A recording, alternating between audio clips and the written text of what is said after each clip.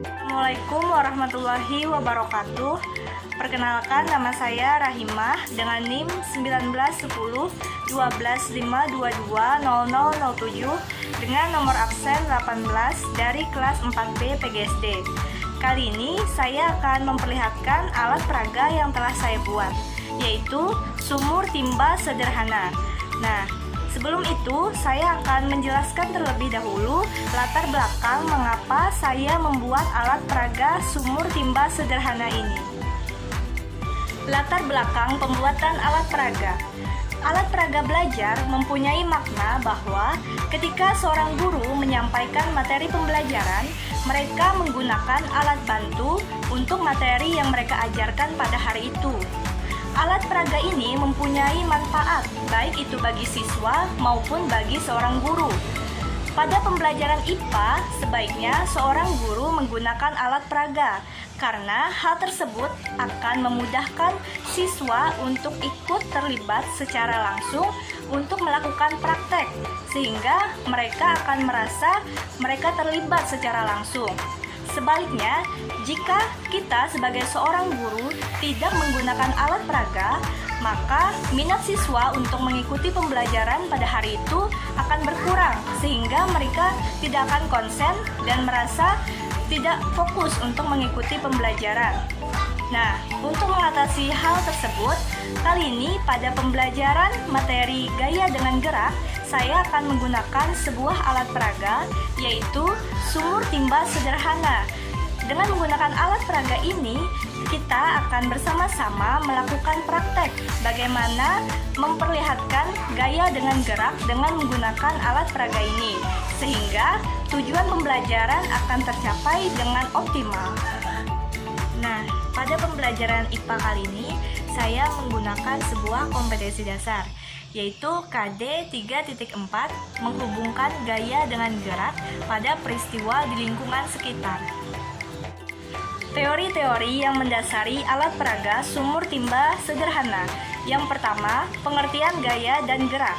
Gaya merupakan suatu kekuatan yang mengakibatkan benda yang dikenainya mengalami gerakan, perubahan kedudukan maupun perubahan bentuk, atau dapat diartikan pula sebagai dorongan atau tarikan yang mempengaruhi keadaan suatu benda. Sedangkan gerak adalah perubahan kedudukan suatu benda terhadap benda lainnya, baik perubahan kedudukan yang mendekati maupun yang menjauhi suatu benda atau tempat asal akibat benda itu dikenai gaya. Yang kedua, macam-macam gaya. Gaya terbagi menjadi beberapa macam, yaitu gaya otot, gaya magnet, gaya gravitasi bumi, gaya mesin, gaya listrik, dan gaya pegas. Yang pertama, gaya otot. Gaya otot adalah gaya yang dilakukan oleh otot-otot tubuh kita. Misalnya, ketika kita menendang bola, maka yang kita kerahkan adalah otot pada kaki kita.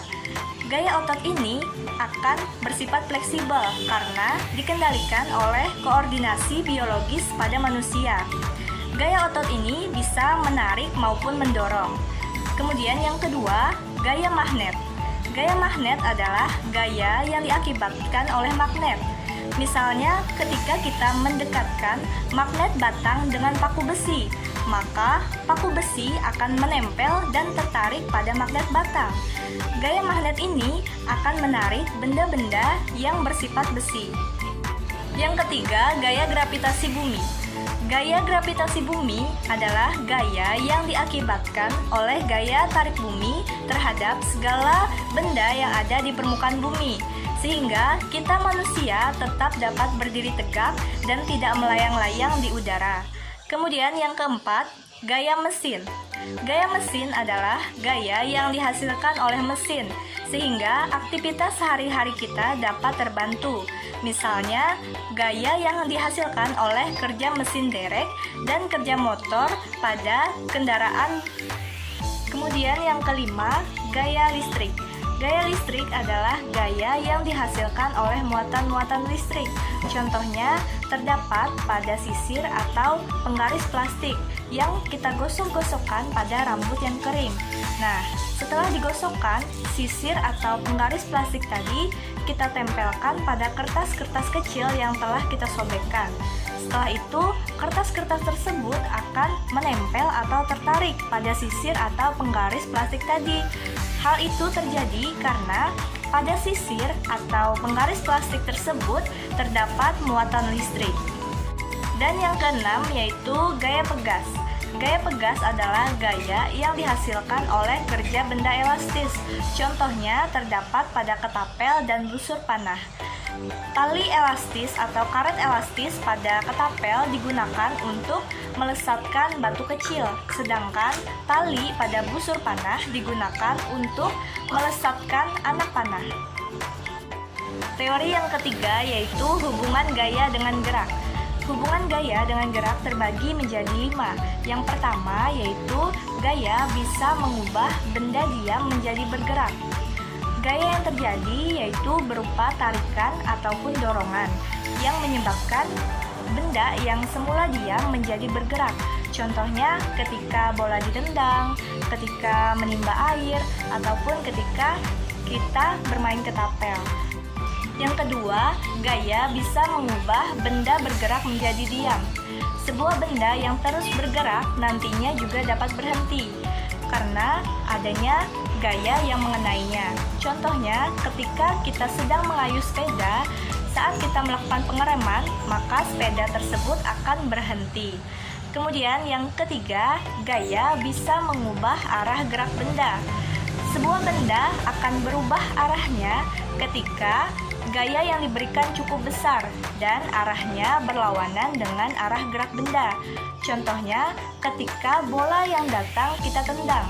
Saat kita menendang tersebut, kita menggunakan kekuatan sehingga bola yang tadi ditendang akan menggelinding ke arah yang sebaliknya. Yang keempat, gaya bisa mengubah kecepatan gerak benda.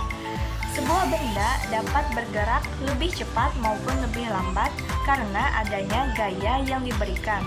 Contohnya, mobil bisa melaju dengan cepat karena adanya gaya yang bekerja pada mesin.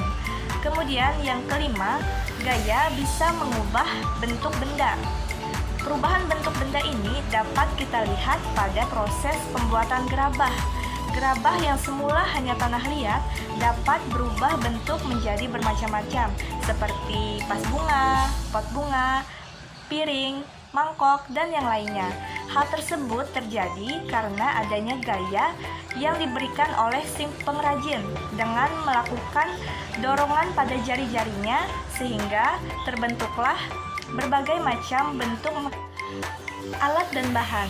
Pada sumur timba sederhana ini, alat dan bahan yang saya gunakan yaitu untuk alat, saya menggunakan lem tembak dan gunting. Sedangkan untuk bahannya ada kardus, toples bekas makanan, stik es krim, lidi, paralon, tutup botol, benang, dan styrofoam. Nah, kemudian cara penggunaan alat peraga sumur timba sederhana. Nah, di sini saya sudah membawa alat peraga yang sudah saya buat, yaitu sumur timba sederhana. Cara menggunakannya cukup mudah. Yang pertama, kita kendorkan dulu tali timba ini, bisa dilihat. Nah, kita kendorkan agar ember ini bisa turun ke bawah. Kita kendorkan sampai ke bawah, lalu kita gerak-gerakkan tali timba ini agar ember yang sudah berada di bawah dapat terisi oleh air. Kita gerak-gerakkan. Nah, kita gerak-gerakkan terus sampai ember tadi bisa terisi oleh air. Setelah terisi oleh air, kita tarik tali timba ini sekuat apa yang kita inginkan agar ember ini bisa naik ke atas. Kita tarik. Nah, setelah ditarik, kita harus membawa atau menyiapkan sebuah tempat penampung. Di sini saya menggunakan gelas bekas minuman. Nah, setelah itu kita taruh ember yang berisi air ini ke dalam tempat menampungnya. Nah, saya taruh. Nah, setelah ditaruh, itulah apa yang kita inginkan. Nah, jadi hal tersebut dapat kita lakukan terus-menerus atau berulang-ulang sesuai keinginan kita sampai air yang kita inginkan bisa terpenuhi. Nah, dari kegiatan menimba air tadi terdapat gaya yang terjadi. Gaya yang terjadi yaitu ketika tali timba ini yang kita tarik mengubah atau membuat benda atau ember ini yang tadinya diam menjadi bergerak naik ke atas, sehingga dari proses menimba air tadi terjadi hubungan gaya dengan gerak, yaitu gaya bisa mengubah benda yang semula diam menjadi bergerak. Baiklah, itulah tadi latar belakang, kompetensi dasar, teori-teori, alat dan bahan, serta cara penggunaan dari alat peraga yang sudah saya buat. Sekian dan semoga bermanfaat baik itu bagi diri saya sendiri maupun juga bagi teman-teman semua. Sekian dari saya, terima kasih. Wassalamualaikum warahmatullahi wabarakatuh.